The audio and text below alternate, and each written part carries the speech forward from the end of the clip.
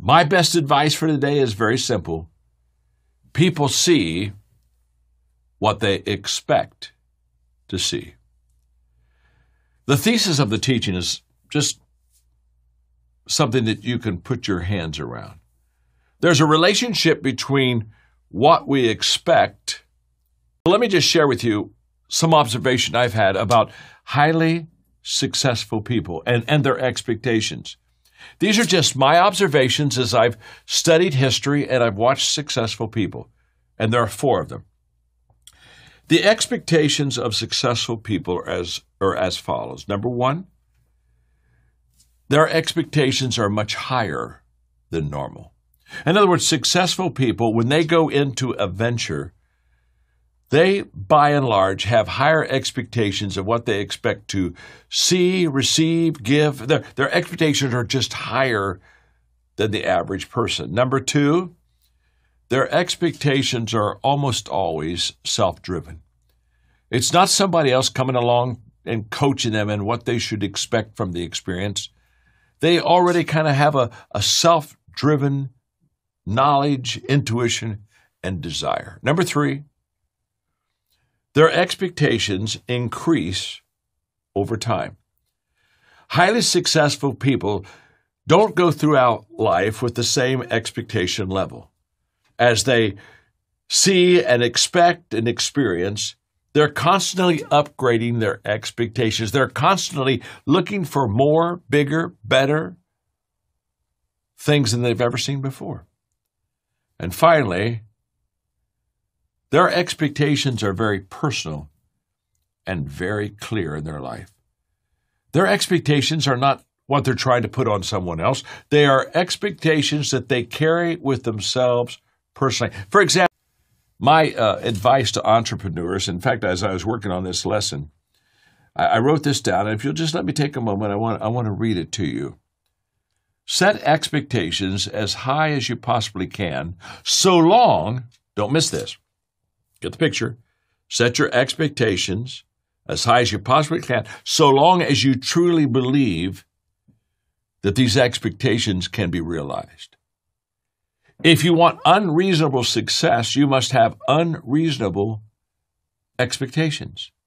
The ceiling of your future is the most that you can ever imagine and the most that you can ever expect. I was doing a podcast with my friend Ed Milet the other day. He's just a phenomenal, he's at the top as far as the ability to interview exceedingly well. I always love being with Ed. And this is Ed Milet's quote, and I don't want you to miss it. He said, you don't have to believe me, but you do have to believe that I believe me. That's huge. You don't have to believe me, but you have to believe that I believe me. In other words, when I set expectations, there have been many times I've had doubters, or they've had people say, oh, John, that's never going to happen. You can't do that. That can't be you really don't have to believe me. But when I'm giving you those expectations, you have to believe that I believe me. Because if I believe me, those expectations have great possibility. But if I don't believe me, I will sabotage myself.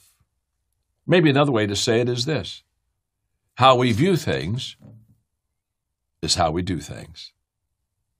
That's a fact. I'm going to give you 2 expectations that I have about life. And these 2, you can adopt it, you can plan it in your life, you can put it into practice, and I guarantee you they'll serve you well. So let me give them to you. The first expectation is, I expect to see problems. In fact, can I tell you this? I expect to see problems every day. Mark Cole, the CEO of the John Maxwell Enterprise, part-time owner, he and I were on the plane to a university last night, and he was sharing with me a problem he had yesterday. And I got so excited about the problem. He was just wrestling. He was just going after it. And I got so excited. I thought, oh, this is so huge because he had already started handling the problem. And he was doing really good. And he looked at me and he said, John, you're the only person I know that can sometimes get excited over problems. Well, I expect them. I expect them in my life every day. Honestly, I expect them in your life. So when people say, oh my gosh, whoa, I just got hit by a problem. I just said, well, the O stands for the fact they're opportunities, because opportunities don't come to you as opportunities. They're disguised as problems. That's why so few people ever seize them. Because you don't see the opportunity first. You almost always see the problem. The opportunity is hidden within it. Letter B is problems are blessings. They're blessings. I have learned more from my difficulties, my failures, and my problems than I have all of my successes. The letter L is the fact that every problem is a lesson. Trust me, it's a lesson. And if I am teachable, every time I go into a adversarial situation, I'll come out better because of it. The letter E is the fact that problems are everywhere. They're everywhere. I got them, you got them, all God's children got problems. We all have them. Quit feeling so sorry for yourself. The letter M is the fact that they're messages. They send us signals all the time of what we're doing well, what we're not doing well. The letter S is the fact that all problems are solvable. I have a picture I want to share. The second expectation I have is I expect to find answers. You see, you don't mind finding the problem if you believe that there's always an answer. Now, you have to understand, my father's mentor was Norman Vincent Peale. So one of the first books I ever read was The Power of Positive Thinking. I met him when I was in the 7th grade in Columbus, Ohio, at Veterans Memorial Auditorium. My dad took me there to meet him. So I grew up in a positive environment. The Magic Power of Thinking Big by David Schwartz, Move Ahead with Possibility Thinking by Robert Schuller. I grew up on those. And so I always expect to see problems, but I expect to see answers. And that possibility thinking that I have has taught me some things that I want to share with you quickly. Possibility thinking teaches me, one, to look for options.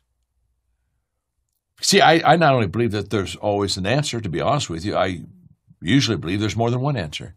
In fact, when I find the answer, I'm pleased that I found the answer, but I'm never content like, okay, I found the answer. I just found an answer. And if I look long enough, there's a better answer, and there's high possibility that there's a better answer than what I found. But I believe there's always an answer, and I have that possibility thinking. It gives me options. Number two, it allows me to persevere.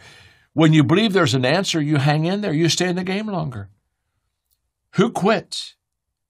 People who think there's just not an answer. People who stop and say, wait a minute, there's nowhere to go here. Thirdly, possibility thinking teaches me to be creative. Again, I don't fear the problem. I look at the problem and embrace it because I know, hey, in the midst of this problem, that there's some opportunity somewhere, and it teaches me. It teaches me, number four, to live on the other side of yes. I love the expression of living on the other side of yes. My friend Larry Stockdale taught me that expression. And living on the other side of yes just basically means that there's just always an answer. And if there's always an answer, you can live on that side. The greatest gap in life, I believe, is not the have and the have-nots. The greatest gap in life is the thinking gap. How we think. You see, thinking determines your expectations, and your expectations determines what you see.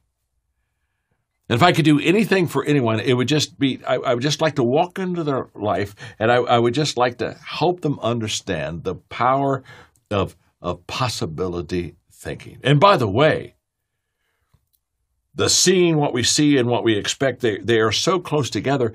If I see the negative, I will expect the negative, and I'll receive the negative. If I see the positive, I will expect the positive, and I'll receive it. So what does living on the other side of yes mean? Well, here's what it means. For me, living on the other side of yes, number one, it gives me a head start. You see, I'm always leaning in to yes. So what that means is if you and I have an opportunity, while you're kind of wondering whether you should do it or not, I probably have already started. I'm already leaning forward, ready to say yes. It gives me a head start. It allows me, when I wrote the book, 25 Ways to Win with People, one of the things I teach is be the first to help. Well, who's the first to help? The person who is ready to help. The person who understands that when opportunity comes, it's too late to prepare. They're already leaning into it. And so that you always remember the first person that comes to help you, but you don't remember the fifth person, the sixth person. You see, being first gives you that edge. It's not the fastest person that wins the race. It's the first person who started first.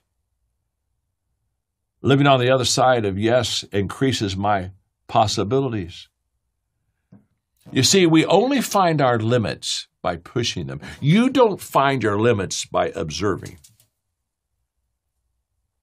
You don't look and say, well, I think probably this is what I can accomplish. No.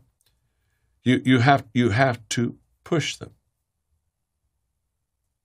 And living on the other side of yes, thirdly, it's the message that I have for other people. It's my message I have for you. It's the reason we're spending money with Maxwell today with Maxwell, because well, I just don't want you to miss this, okay? When many years ago, Margaret and I were dating, okay? This was in McDonald's in their early years. And I stopped at a McDonald's and Margaret wanted a Diet Coke. And so I went up to the little lady there and I asked for a Diet Coke. And she said, well, we don't have Diet Coke. It was before they had Diet Coke. So I thought, okay. I said, could I have a cup with ice, just full of ice? And now she's looking on her little deal to punch, and there's no place where it says cup, cup with ice. And so she said, oh, I'm so sorry. She said, I don't think I can do that. And I smiled real confidently at her, and I said, yes, you can. And she looked at me and she said, okay. And she went and got me the cup of ice, and she handed it to me, and I got in the car, and we went to some convenience store, and I got the Diet Coke, and I poured it in for Margaret, and all is well. And that day was a breakthrough day for me. Hopefully it was a breakthrough day for her. I said to myself, I'm going to spend my life being a yes, you can man. I'm going to spend my life looking into people's eyes like I'm looking into yours right now and saying, oh, yes. Yes, you can. It's kind of like my philosophy of life. Say yes, tell the world, figure it out. It just works. So the next time you have an opportunity, just say yes, tell the world, and then you go figure it out. The best advice I can give you today on Money with Maxwell is people see what they expect to see. So if you raise your expectations,